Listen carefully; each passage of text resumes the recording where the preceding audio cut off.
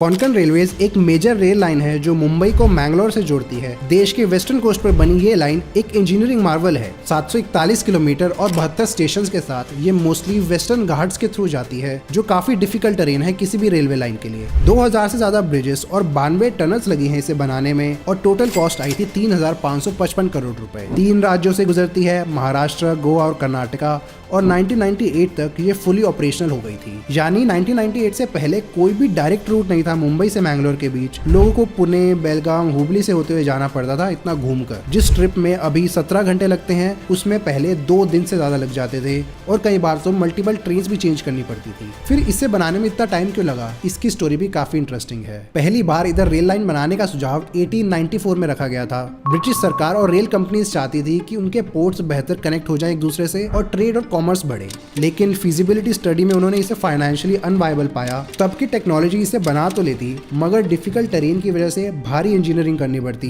जिसमें कॉस्ट काफी बढ़ जाती।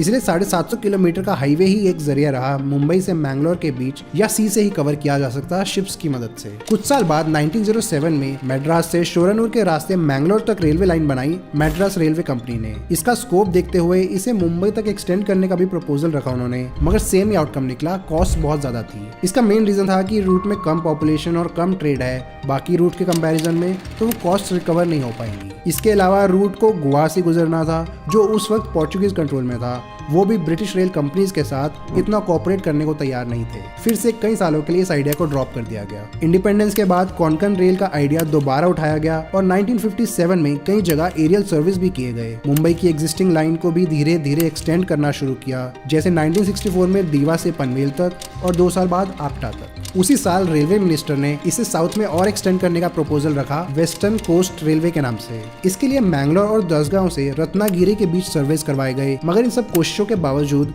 रोहा तक एक्सटेंड करने के लिए 20 साल लग गए। इसका नाम कोंकण दिया गया है रीजन के नाम पर, जो कि वेस्टर्न कोस्ट लाइन में एक नैरो स्ट्रिप ऑफ लैंड को कहते हैं। ये महाराष्ट्र, गोवा और कर्नाटका में आता है, वेस्ट में अरेबियन सी और ईस्ट में वेस्टर्न घाट्स के बीच। फाइनली ऑलमोस्ट 100 साल की वेट के बाद जुलाई 1990 में Konkan railway corporation limited KRCL को एक पब्लिक लिमिटेड कंपनी के रूप में रजिस्टर किया गया। इससे इंडियन रेलवे से अलग रखा गया, क्योंकि उस वक्त 3500 करोड़ रुपए चाहिए थे इसे कंस्ट्रक्ट करने के लिए, जितने फंड्स इंडियन रेलवेज के पास मौजूद नहीं थे। इंडियन रेलवेज के पास प्रायोरिटी लिस्ट में पहले ही बहुत काम थे, जैसे कुछ लाइन्स और स्टेशंस को अपग्रेड करना, ऑपरेशंस को स्मूथ बनाना, जिसके कारण वो कोंकण रेलवे लाइन पर फोकस ना कर पाते, और अगर उन्हें फंड्स मिल भी जाते तो वो उन्हें दूसरे कामों में पहले लगाना ज्यादा जरूरी समझते।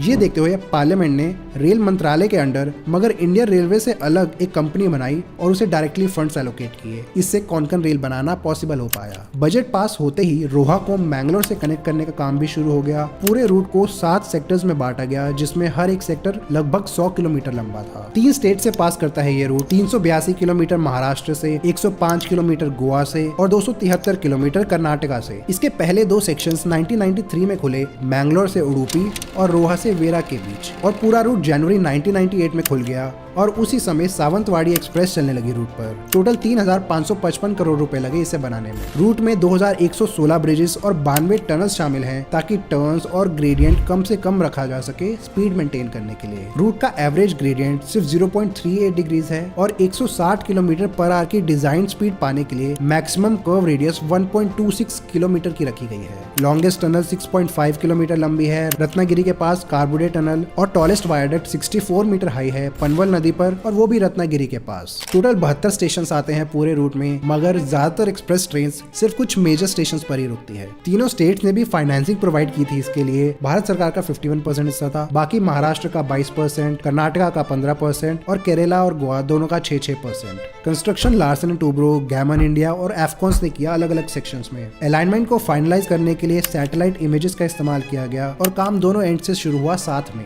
हाइड्रोलिक टनल डिगिंग इक्विपमेंट को स्वीडन से इंपोर्ट किया गया, ताकि टनल कंस्ट्रक्शन में कम से कम इश्यूज आए। देश में पहली बार इंक्रीमेंटल लॉन्च मेथड का इस्तेमाल किया गया।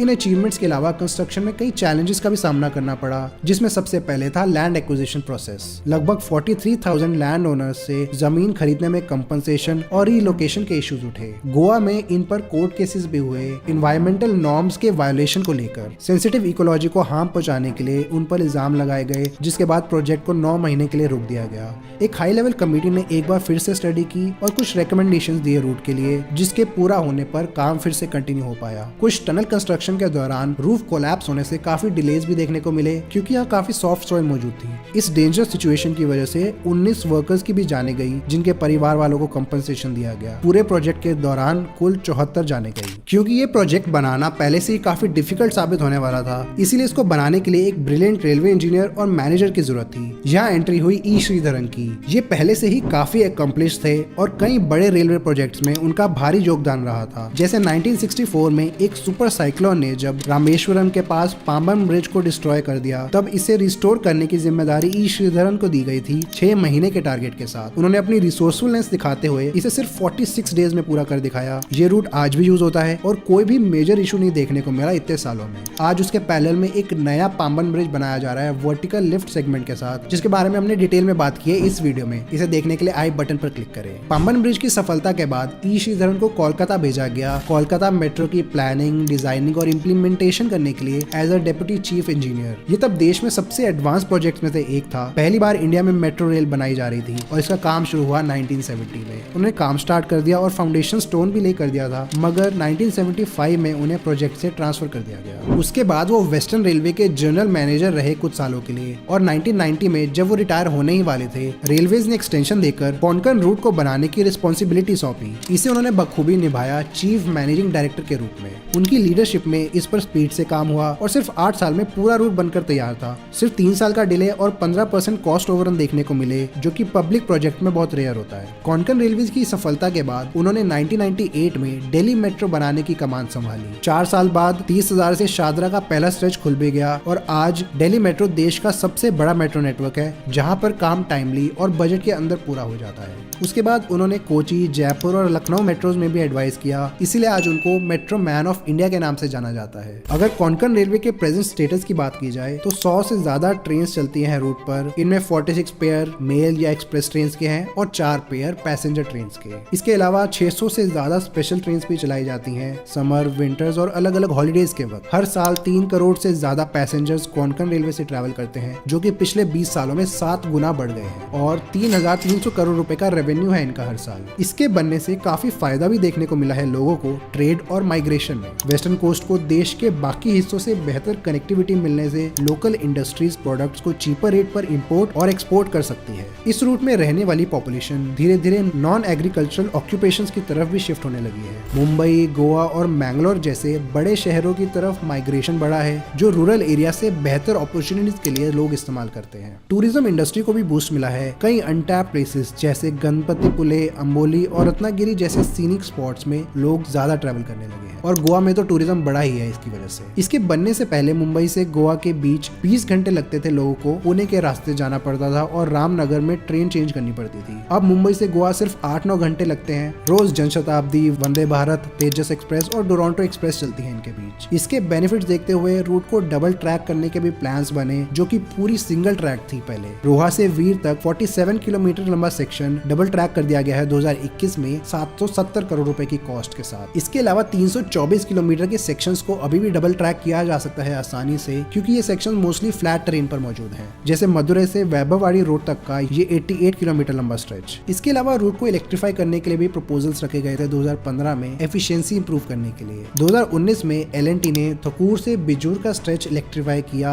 2021 में रोहा से रत्नागिरी का पार्ट हुआ कुछ कोविड डिलेज के बाद और 2022 तक इसका 100% रूट इलेक्ट्रीफाई हो चुका था। इसमें 1280 करोड़ रुपए लगे और 18% की रिडक्शन देखने को मिली ट्रांसपोर्ट यूनिट कॉस्ट में। आजकल कोंकण रेलवेज को इंडियन रेलवे से मर्ज करने की भी बात हो रही है, क्योंकि इसके फर्दर अपग्रेड्स के लिए जो फंड्स और लैंड चाहिए होंगे उसको हासिल करना इसके लिए इंडियन रेलवेज के मर्जर के बाद काफी आसान हो जाएगा। आज इंडियन रेलवेज के पास फंड्स की इतनी कमी नहीं है जितनी तब थी 1990s में, और वो कोंकण को बेहतर सपोर्ट कर सकती है, ऐसा मानना है कई रेल एडमिनिस्ट्रेटर्स का। मीडिया रिपोर्ट्स के अनुसार KRCL पैसेंजर और फ्रेट ट्रैफिक पर यूनिक सरचार्ज इंपोज करती है 40% पैसेंजर्स पर और 50% फ्रेट ट्रैफिक से। इंडियन रेलवेज के साथ मिल जाने से ये प्रोसेस भी बदल जाएगा और पैसेंजर्स पर भी बोझ कम होगा। KRCL ने इस रूट के अलावा देश के कुछ और प्रोजेक्ट्स में भी अपना योगदान दिया है। उनकी एक्सपर्टीज है डिफिकल्ट टेरेन में रेलवे लाइन बनाने की, तो इसलिए उनको उधमपुर, श्रीनगर, बारामूला रेल लिंक को बनाने के लिए एज अ कंसल्टेंट चुना गया।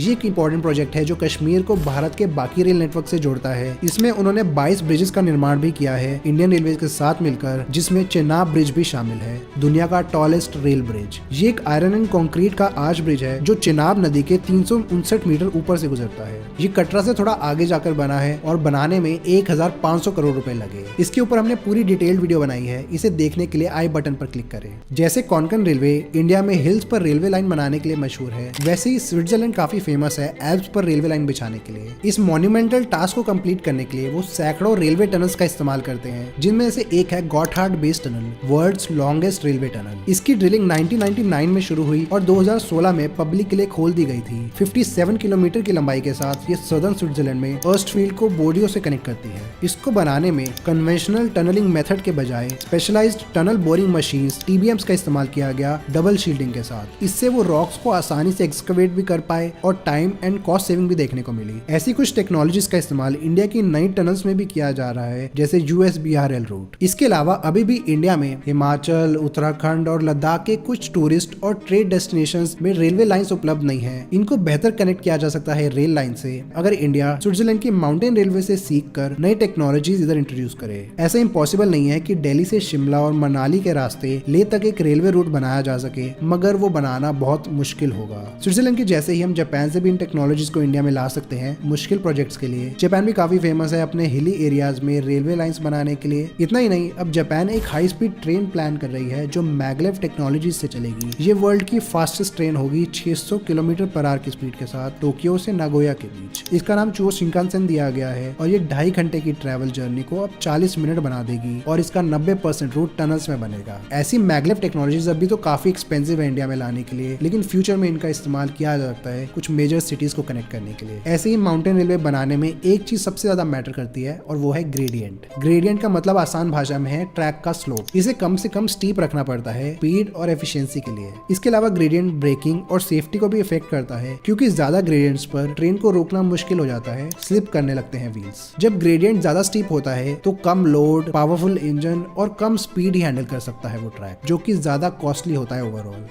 हाय गाइस, मैंने मुंबई और बैंगलोर के डिजिटल ट्रांजिट मैप्स बनाए हैं। उन्हें आप खरीद सकते हैं स्क्रीन पर दिए गए लिंक से, जिससे आप चैनल को भी डायरेक्टली सपोर्ट कर पाएंगे। इसके अलावा इंडियन हिस्ट्री का प्रिंटेड चार्ट भी सेल पर है, उसे चेकआउट कीजिए वेबसाइट पर। बुलेट ट्रेन के बारे में जानने के लिए यहाँ पर क्लिक करें। धन्यवाद।